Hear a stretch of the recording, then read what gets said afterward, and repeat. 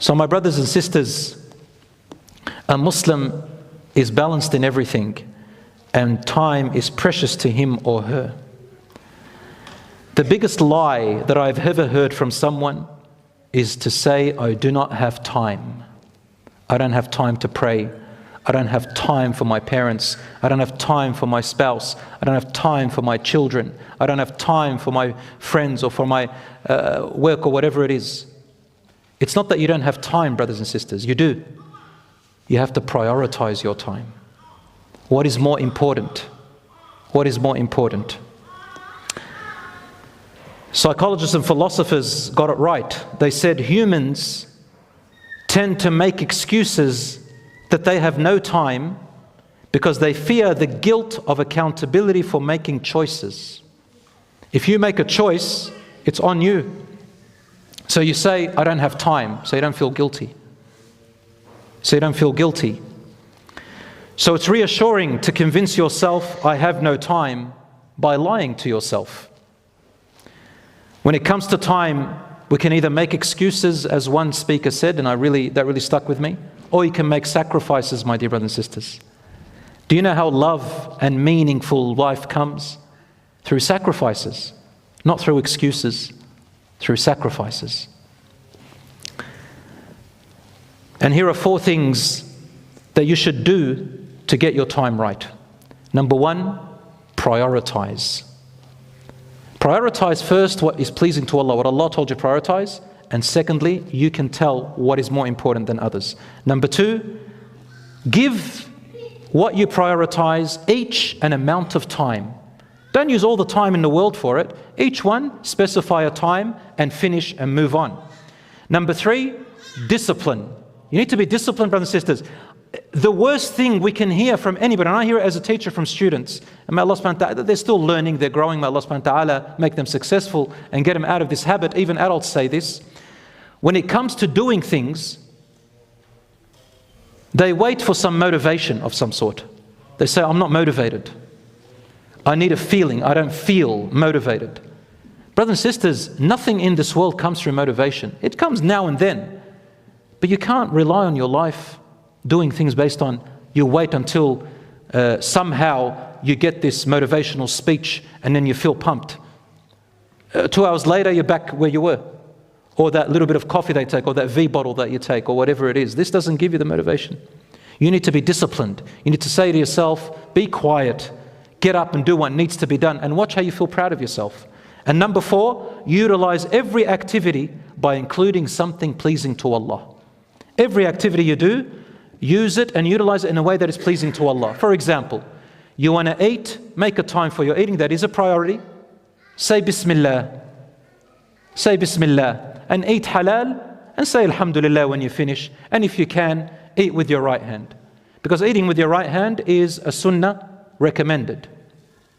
Eating with your left is disliked. So go for what is recommended. A priority to look after your parents, go ahead. And say, oh Allah, accept my good deeds, turn it into worship. And so on. And lastly, brothers and sisters, here are the actions to make time for and prioritize specifically. Number 1, Salat and the other 4 pillars of Islam. Your 5 daily prayers and the other 4 pillars of Islam. Number 2, people you are responsible for, your children, your spouse and your parents. Number 3, yourself, your health, your well-being, your sleep, your hobbies, your enjoyment and halal entertainment to re-energize yourself. Remember when I gave you the example of binge watching? Halal entertainment, if you watch something that's halal, which is not really too many out there, but if you do have an entertaining halal thing, sports or whatever you do, the list goes on. Don't do it forever. Make a time for it, just enough to re-energize yourself. Once you start feeling that you're feeling lethargic and it's meaningless, move on. You've got to do something different. Number 4, your promises and your agreements. So your honesty in work and your contracts and promises you make. This needs to be a priority in the management of your time. And if, for example, if you work, for example, 9 to 5, you have a contract. It says to you, leave at 5. Don't leave at 4 or 4:30. Leave at 5. Stick to your contracts, for example. Whatever promises you made, fulfill them. Don't try to cut corners. Number 5, your sustenance and livelihood and income. Allah says, وَلَا تَنْسَ نَصِيبَكَ مِنَ الدُّنْيَا. Do not forget your share of this world. Seek it by means of the wealth that Allah has granted you, the abode of the hereafter, Allah says. But forget not your share in this world, and do good as Allah has been good to you. And do not strive to create mischief in the land, for Allah loves not those who create mischief. Allah is good to you by giving you choices, by giving you the stuff that you have. Only we turn it bad. Number 6, learning and seeking knowledge. Deen first, dunya second. That serves your purpose in life. Some people, they say to me, what's geography going to do for me? What's humanities going to do for me? What's science going to do for me? What's math going to do for me? I say, learn. All of this you get rewarded for if you use it to help the community and others for the sake of Allah. Knowledge is power, and don't ever take for granted knowledge. Number 7, voluntary worship. Include a combination of sunnahs, night prayer, dua, prayer for thankfulness, extra services for someone just to be thankful to Allah. All these little things that you do. Number 8, connecting your family ties. Make a time to connect to someone you haven't spoke to in a long time among your family. A phone call, a message, a visit if you can. Number 9, helping others. Community service, charity. Check on your neighbors.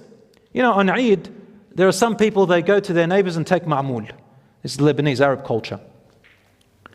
And you know what? There are some of them who used to talk about Muslims and Islam tremendously, and it created a bond. At least if they didn't become Muslim, they think of Muslims in a different way. And at the end of the day, you do it for the sake of Allah, not just to convert people. Number 1, it is you and your deeds which are going to matter to you. And Allah says in the Quran, Ya ayyuhan nas alaykum anfusakum la yadurrukum man dalla idha ihtadaytun. Oh people, at the end of the day, you are to be concerned about your development and yourself. Those who are misguided cannot harm you if you are guided. Be charitable to people, brothers and sisters, and even to animals or anything. And lastly, Quran reciting and dhikr. And I'll just put it last, just as a number, but this can be in the beginning. Throughout your day and throughout your night, brothers and sisters, this is a sunnah which has been forgotten by a lot of people. When you wake up, there is a dua you say. When you go to sleep, when you exit your home, when you come into your house, when you wear your clothes, when you take off your clothes, when you go to the bathroom, when you eat, when you drink, when you're scared, when the moon comes out, when the sun comes out, when you go to learn, when you go to work. Everything has a beautiful dhikr and a dua. It takes you 3 seconds to say them. And after your salat and so on. Brothers and sisters, these 10 things should be part of your priority list, which you manage and put somewhere in your life. Finally, Allah subhanahu wa ta'ala says about repentance. Not everything is lost and gone. If you have wasted part of your life and you have gone to this age now, then remember, you can always fix it in 2 ways. By fixing what is left of your life in goodness and making up for it, and Allah will reward you up to 70 to 1,000 to more folds. And repent. If there are major sins still in your life, which you have not abandoned or you have done in the past, then remember to repent to Allah. For Allah subhanahu wa ta'ala says, وَالَّذِينَ إِذَا فَعَلُوا فَاحِشَةً أَوْ ظَلَمُوا أَنفُسَهُمْ ذَكَرُوا اللَّهَ فَاسْتَغْفَرُوا لِذُنُوبِهِمْ وَمَنْ يَغْفِرُ الذُّنُوبَ إِلَّا اللَّهُ وَمَنْ يَغْفِرُ الذُّنُوبَ إِلَّا اللَّهُ وَلَمْ يُصِرُّوا عَلَى مَا فَعَلُوا وَهُمْ يَعْلَمُونَ. Surah Al-Imran, verse 135, Allah says, and those who when they do a heinous and dirty act, or they wrong themselves by doing indecent and sinful acts, they remember Allah. They remember Allah afterwards. And then they ask Allah to forgive them from their hearts for what they had done of sins. And they think to themselves, and who else, or Allah says, and who else is the one to forgive sins except Allah? Allah is the one that forgives sins. On one condition, so long as they do not insist to persist on what they are doing while they know that it's wrong. What does it mean to insist to persist? It means that they delay their repentance. They wait and wait and wait and say, inshallah when I go to Hajj, inshallah when I'm 50, inshallah if I'm 15 until I'm 30, inshallah when I get married, inshallah. No, repent quickly. Even if later on you got weak and fell into the same problem, repent quickly. But don't be like the brothers of Yusuf alayhi salam, where they said kill him or throw him in a barren land and afterwards ask God to forgive you. God, Allah, cannot be tricked.